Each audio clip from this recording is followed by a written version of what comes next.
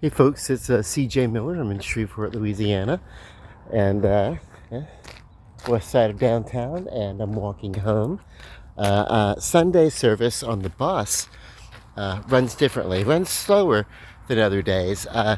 It runs slower on a Saturday, but it really runs slow on a Sunday. So sometimes, if people want to know why I don't come around, like especially like my dad and everything, they live over in the Greenwood area, which is a whole different uh, town, by the way. But the buses will get me pretty close over there. Uh, but I would have to come from my apartments to the downtown terminal, then transfer from the downtown terminal to one of the outlying uh, terminals to transfer to the say from the I would take the bus from downtown. uh, I would take it to the terminal, then I would take a bus from that terminal. I would take it to the uh,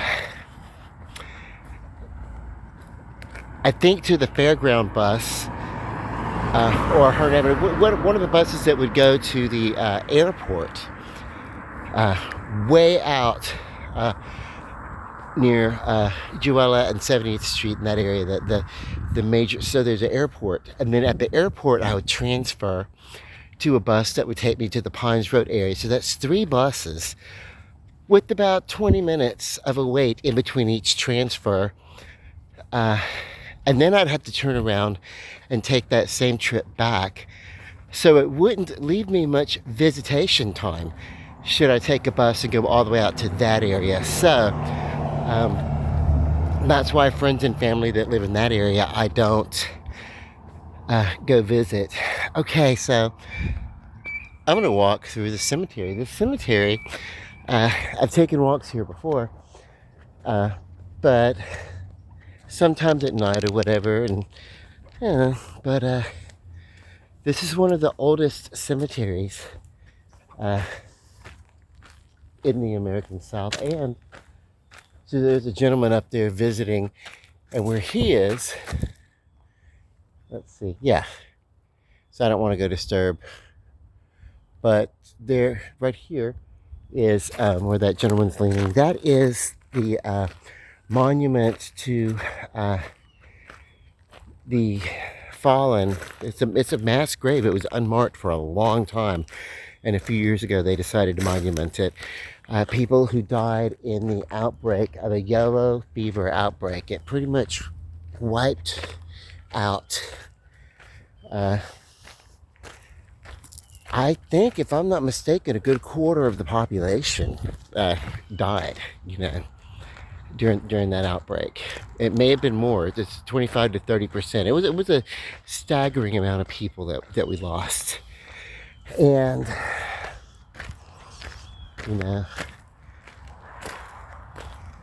but I want to check this out. This is interesting. Let me show you. I'm gonna better serve this video by just keeping it here. I don't know how or why, but this is kind of like a little shelf on this tree, right? But then here underneath it, it's almost like a little doorway. And when I was a little kid, I'd see something like this. And we had this tree in my grandmother's backyard, as a matter of fact. And we used to imagine there was a rabbit that would come up and play with us and talk to us, but from the knothole in the tree. And of course it wasn't, but that was just how we imagined it. And what I think as an adult, is that it could have been a very playful tree spirit. Children have open minds and open imaginations, and if there are mystical elements in the world, it requires an open-mindedness and the ascent view to really experience those things. Leprechauns, fairies, little tree spirits of the woodlands and stuff like that. You have to have like the the mystical wonder of a child to be able to experience that, to be able to see it, if they are indeed things of this world, this universe. And but that's what I think we were having interactions with. I've always thought that. I've always felt that. Ever since I've known that there was a such thing as a tree spirit, something in me pinged and said, "Oh, well, that's what that little rabbit was." And it's like we just used to look at it, and it was kind of it was a knot hole, but then the shapes and the darkenings, the natural um, markings of that tree surrounding that knot hole kind of looked like the face of a rabbit. It was some weird Donnie Darko bullshit. I don't know. But, yeah. This is also...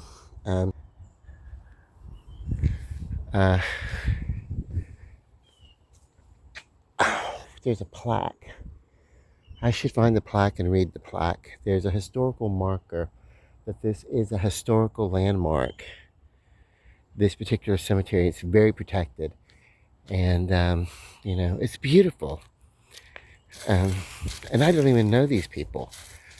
Of course, we have people who, I mean, they have, these markers are from 1847, 1824, you know, 1878, you know, and some later. I mean, there's, you know, 1930, 1912 or something, just even here, you know, some of the older ones, you can't even tell anymore.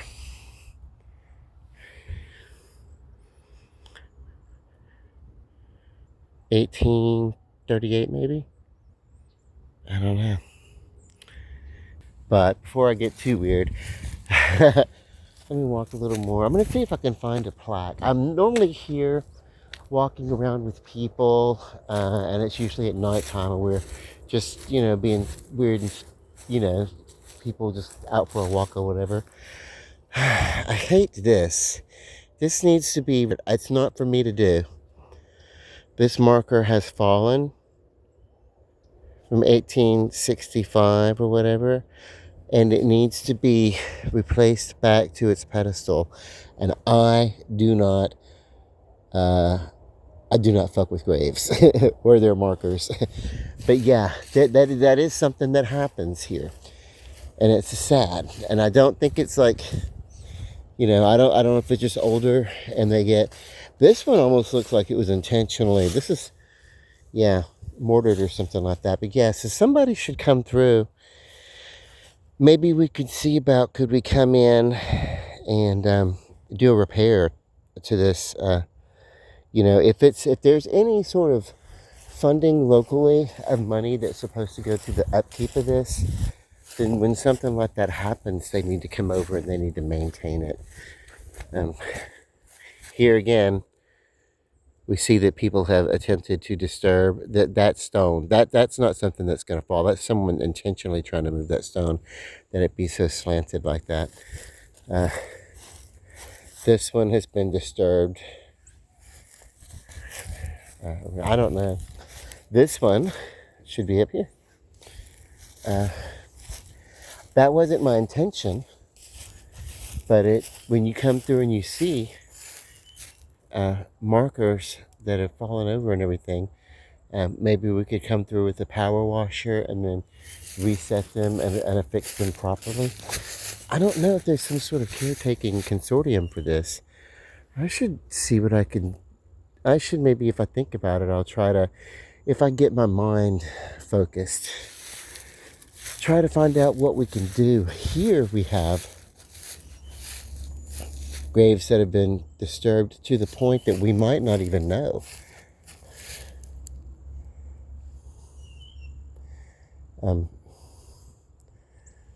Who or what were and everything. And that's sad, because this is a part of who we are. These people that are no longer with us from the 1800s and the early 1900s are a part of us, especially those of us who are from here. Our families, my family was here. The Germans, maybe in my family, came here in the 1930s, 1940s. but the French were certainly here a lot longer, and the Native American uh, part of my heritage, we've been here all along, right? But I'm looking at the most beautiful stone I've ever seen in a cemetery, and it's this one.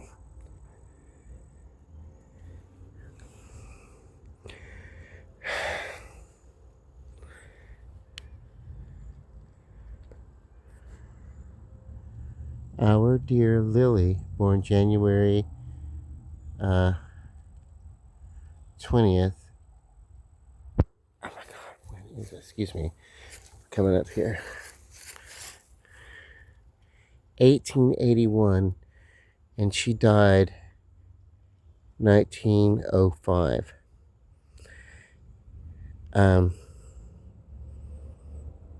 That's not an extremely long life either. Yeah. And when I look at this, there are so few people who have lived long lives. You know,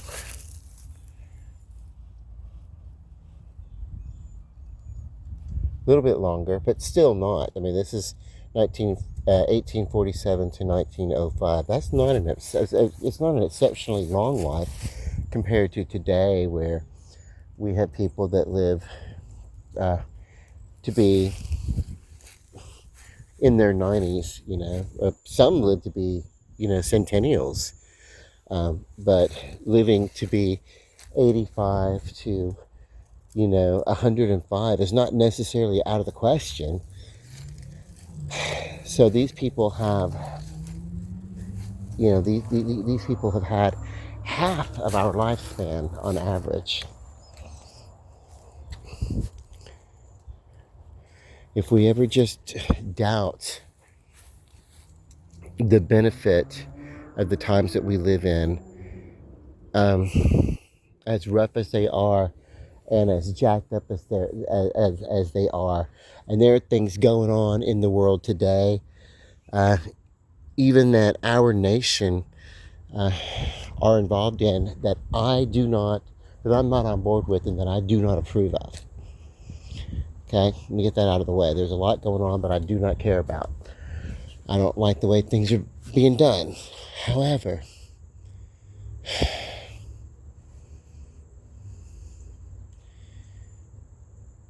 we do have the benefit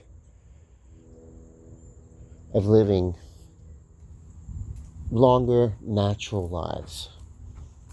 It appears, you know, there's it's hard. You can't come here and look at you can't look at a marker and say, oh, well, this somebody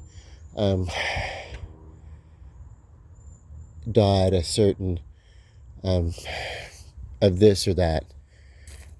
But a loving wife, a devoted mother, a constant friend, a true Christian, a life full of good deeds. She did all she could. And January 6, 1851 through December 5th, 1902. There again, not an exceptionally long life.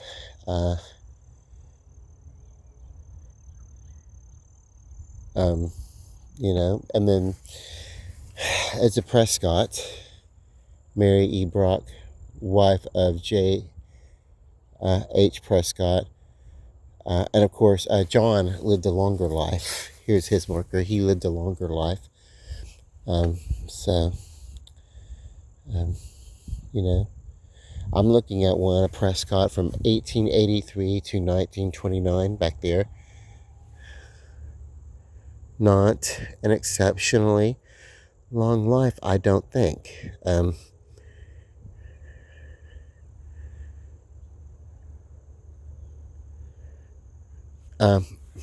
You know, so there are blessings to living in the time that we live in.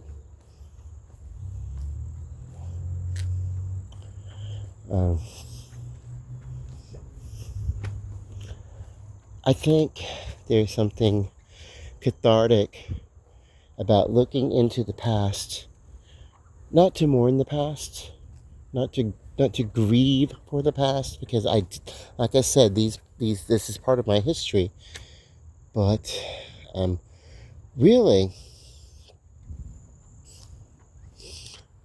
mainly to honor the past and the contribution that the past have made to the future. Like, here's another one, and I don't know the markers. This is obviously, some things have been, I don't know if they've been disturbed and then refixed or whatever, but here's a marker that's facing the opposite direction from what it should be. But I'm loving the artistry of this. I think that probably for me, I'm not going to be leaving my immediate descendants behind. So I would be okay with the cremation or something like that. I feel like memorials are pretty much for the people that we leave behind. And aside from something like this, which is located right downtown and is honestly, I'm here not to visit anyone that I know, but I'm here because it's on my way home and it's a convenient walk through. But generally, people don't really go visit cemeteries. They don't go visit their loved ones in cemeteries. We do occasionally, but what it is when someone in our family passes on and we go to give them their final repose where they're going to be, while we're there, we'll drop in on the sites of our past loved ones, that kind of stuff. It's very seldom do we ever make a special trip. So I don't know. I wouldn't necessarily see the need for the burden of this, especially when we have our whole lives, if we want to, can be digital memorials through honorary social media accounts and stuff like that, that live on in perpetuum, but anyway, and our best memorials really in my family are the ones that we keep in our cellophane binders. This is a tree and corn and stuff like that. I love this. I love the artistry of this kind of stuff. So I don't, a marker that wasn't like,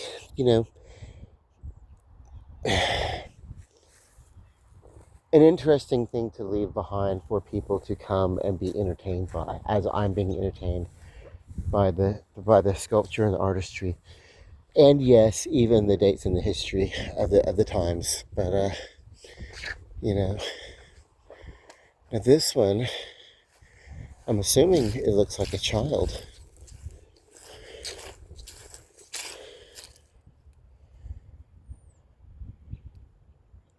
(1882) and 1884. Yeah. John and Emma, son of John and Emma Gosch. That was our young boy.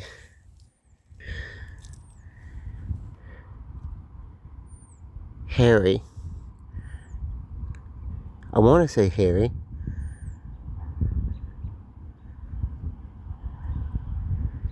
Yeah.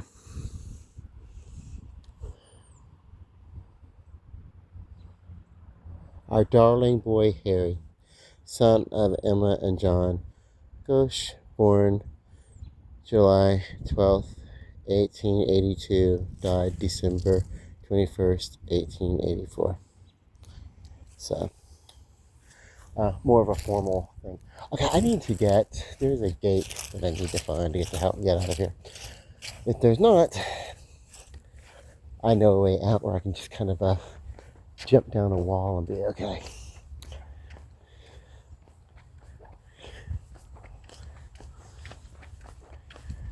I'm only really doing this because I come out in the, now this is interesting because this one still has flowers.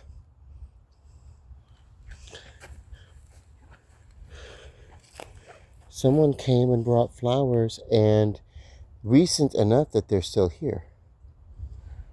Are they fabric? Yeah, that's, I don't want to touch it. But I think that's a,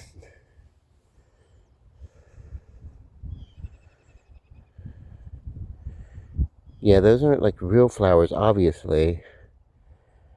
I don't know. Does anyone, this,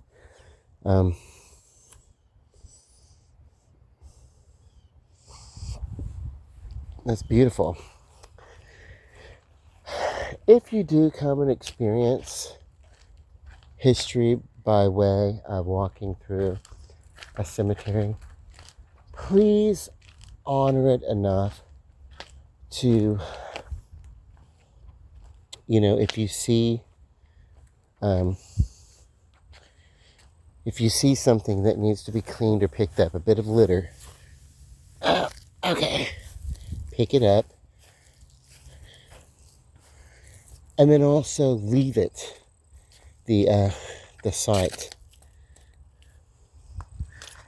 Leave it, if you can't leave it in a better condition than when you came by picking up litter, don't leave it worse than when you came. Now I'm going to try to go out this gate. I think it's going to be locked. It is locked. That is okay. Because what I am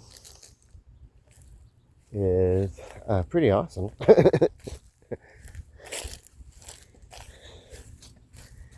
And slender enough that I can just slip right on through here. No, almost. I'm just gonna get out.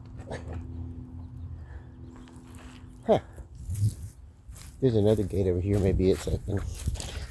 Huh. I'm trapped. I'm trapped in the graveyard. Oh no. Wouldn't this be a great story? To come here to a cemetery and then find out that you're just taking a walk, and so you take a walk through a cemetery, and so that you find out that you cannot get out of the cemetery. That is some, we have stories on Netflix about tall grass, people getting trapped in the tall grass, or people getting trapped in a neighborhood. There's even one about people driving around the neighborhood, they can't get out. This would be a much scarier take. Maybe because I do have a collection of short stories. I want to work on this poetry. I can figure this out. And then I have a collection of short stories that are just begging to be written. And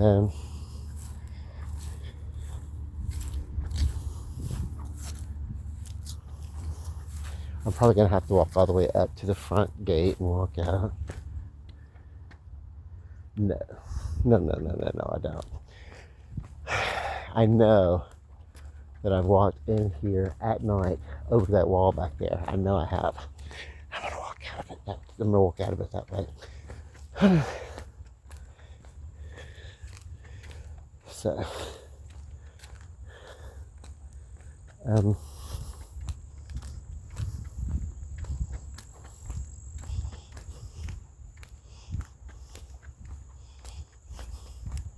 yeah, that gate ends right over there, so I can just walk out right up there.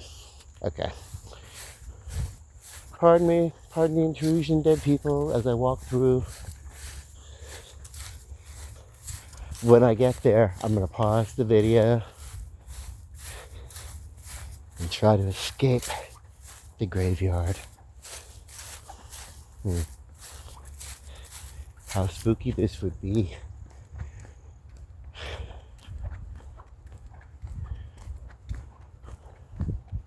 To be a young person creeping about at night with your friends, and then to find out that you are left alone in the cemetery and you are trapped. Furthermore, it's a cemetery that's maybe not surrounded by a town, or maybe it is, and maybe there's some sort of mystical barrier that is settled over the cemetery in which the person can see out, but they cannot be seen on the inside of the spectral area.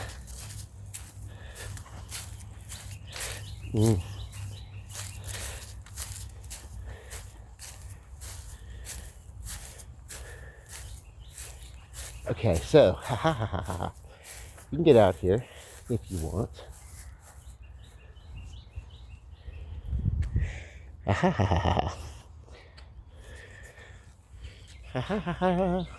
Let me pause this. Looks much easier at night because you really can't see all the uneven, unleveled area. I just really didn't want to walk all the way back to the front of that. Okay. And then, of course, it's a much shallower slump to the sidewalk from here. So here we go. Yay. Ha. Could I have walked right out of this gate? Let me walk down and see how ridiculous I am. I think not, but wouldn't it be funny if I could have just walked right down here and it'd be open? I don't know, I don't think so. I think this was a closed gate in between these two pillars. Yes. Okay, cool. I didn't really waste too much time. If I'd come here, I'd have had to climb over this wall and come through here or something. I don't know. Really shouldn't have done it. I should have just went in and out of the gate through the front. Come in, visit, and leave like a respectable person. But I gotta get some kind of kick out of life. It kind of plays to that little delinquent that lives inside of me, that little juvenile part of me that just, you know, that boy that's living inside of the skin suit of an adult man. Okay, so we know what we're talking about. We're all just grown up. We're all just children who have grown up, and we're children on the inside, but we live in adult bodies, you know, and we're still just trying to figure our way through life. So, I think that was something that was said either by Janet Leigh, Jamie Lee Curtis, one of those people, just in an interview, and it's like, you know, that makes sense. We do have this wonderment of life that if we find that we are jaded at any time, then what we do is we crave for that era of innocence that we once had, because there is that part of us that's young and we want that experience of newness. And so, yeah, you know, it's that sense of adventure and exploration that keeps that alive for a lot of people, especially my age. And that's probably why a lot of people just drop out and decide to wander around. There are people who have a lot of crippling mental disabilities that can't get their medicine. There's a big part of that in the people who live outside. Then there are the people who, yes, there are those people who are on the run, and they're on the move because they're on the run for one, you know, personal reason or legal reason. You know, there's that. There's, you know, that's true. Then there are people who really just are just out having a sense of adventure. And a big part of that's going to be for me when I take my trip next month to Florida. I'm basically not really going to be homeless or anything like that, but for a couple of nights I'm going to stay in a hostel. for the affordability of staying in a hostel, which is where you go there, you check in, you stay, and you're in kind of a dormitory setting with people instead of your own private room. But it's like 30 bucks a night instead of $170 a night. So sign me up, all right? you know, and I'll do that for a couple of nights until it's time for me to board for the cruise that I'm gonna take, you know. And so just to let you know, I'll be doing some videos between now and February, and especially trying to get in a better physical condition and, you know, just get into a better exploratory and fun-loving, exacting position, because in just over a month, in a couple of weeks, I will be in Florida getting ready to go on this boat. And I've only taken one cruise before, and it was a 5-day cruise. This one, I booked shorter cruises, but consecutively. And I did it so that I can stay extendedly. Not so much that, you know, there are people who go on cruises for a couple of months at a time or something. I don't have that. I don't have that kind of financial situation. I probably never will, you know. But there are cruises that are like Virgin is a cruise line that is like party, party, party, party, party. I don't see a lot of relaxation when I look. I haven't been there, but I've seen them, and I haven't seen a lot of relaxation on that. You know, it's like being at sea on a great big club at sea. That's what I see. And then there are other cruises that are basically, you know, relaxation all the way through. And then there are some that are like family oriented, and they have like the little theme parks on the boats and things like that. So the ones that I've looked into and that I'm taking, they're kind of like the best, the middle of. You know, there's places to go where you can relax and get that quietness, or you can go like Carnival Cruise. You can go to the Lido deck where they do the big dance parties and stuff like that, and you can have the best of both, where you can party with the people who party, and you can then, when you just want to go someplace quiet and relax, you can do that too. You know, you can do all of it, some of it.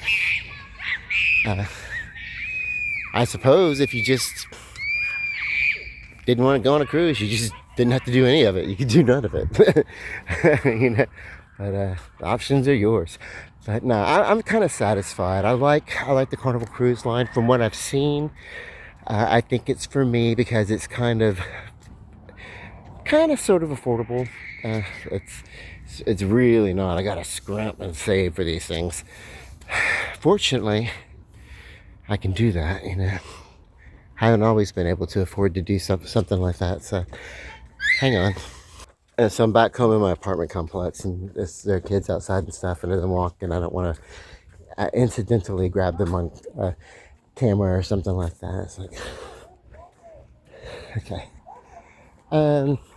Well, so what I'm going to go do is I'm going to go to my building, check my mail, run upstairs, then chill out on this nice Sunday afternoon, touch up on some household chores. And that'll pretty much be it. Maybe I'll post a little video or something this evening. But remember that if you do go to visit historically in the cemeteries and everything, then please leave it in the condition that you find it, or even better, you know, do a little patrolling while you're there, and then pick up some litter if you see it. So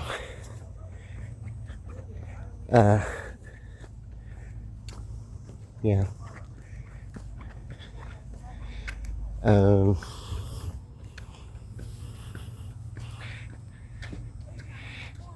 So